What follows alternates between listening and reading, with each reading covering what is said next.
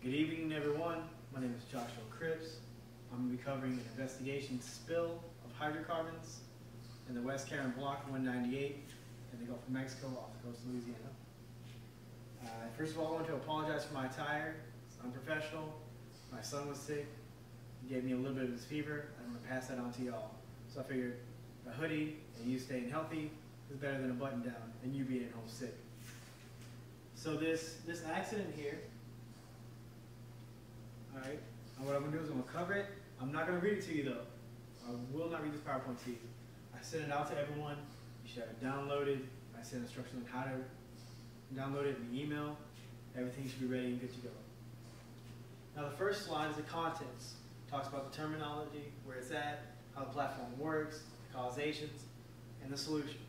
So anything you need, use that. Look it up quick. Here the terminology, but in the terminology are also the acronyms. The Gulf of Mexico, the GOM, the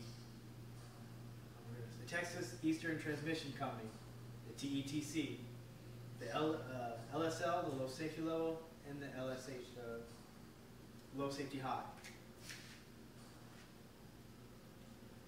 First of all, to talk about how a platform has an incident, we should know how it works.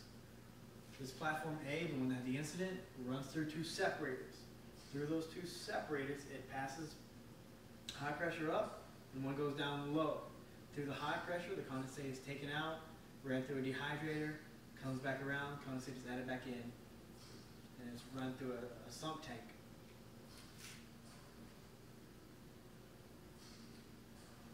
For your information, the condensate, when they ran it through, was using pipeline from that Texas Eastern Company. Now here's our schematics. Here's our diagram of how this works. It goes through the well, through the high pressure separator, up, the gas is pumped, through that dehydrator, back around, condensate comes in, through the drain line, to the sump tank. You should have a better copy of this in your actual PowerPoint. The arrows following through, everything should be good. The accident. The high pressure separator in platform A was opened up to be cleaned. It's a routine thing. You gotta clean the equipment. Don't be a fool, clean your tools. You have to use that equipment properly. Alright, when they went to shut off the valve was not shut off completely. And there's a reason for that. We're gonna talk about that later. But just know for now that the valve was not shut off completely. Alright? Now, this is my favorite part.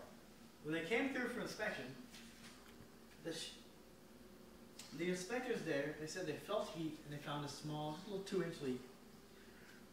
And their leak, they estimated that maybe 7 or 8 gallons were spilled. It cost them next to nothing.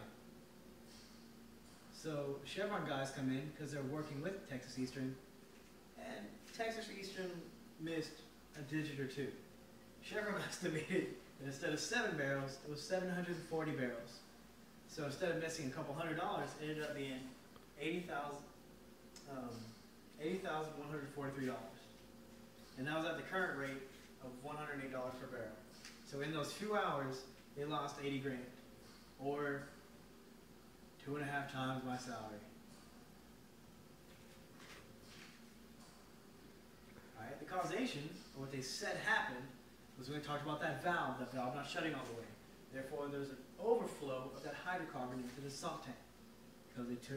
Because they could not turn it off, that overflow went back into the sump tank. It's causing it to rupture.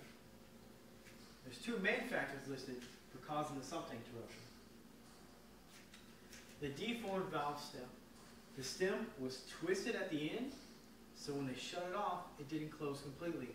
It's still, instead of coming down parallel, they actually had to go further, like almost another 90 degrees.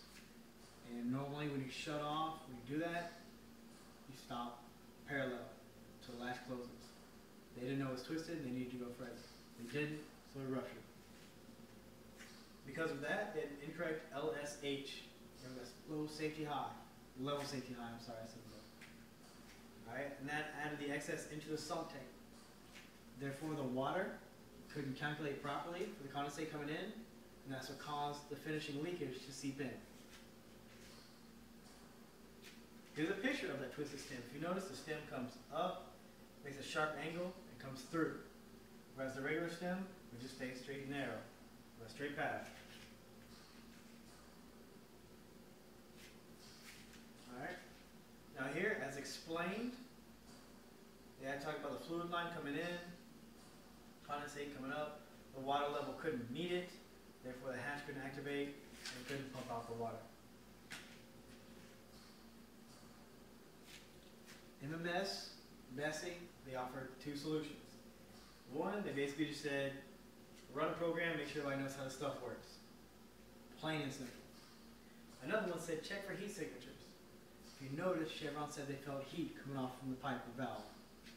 So red flag for me, for Joe Schmo, he might have thought it was a little hot. So he said, now that you check for heat signatures, find some tools to do that.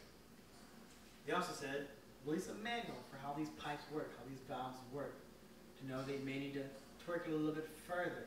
It is high pressure coming through there, not just an easy shut and close job. Open and close, not shut and close, they mean the same thing. And that's it. I apologize for not asking any questions, but I don't have an audience right now, so we'll pick this up next time in class or whenever we meet. Thank you.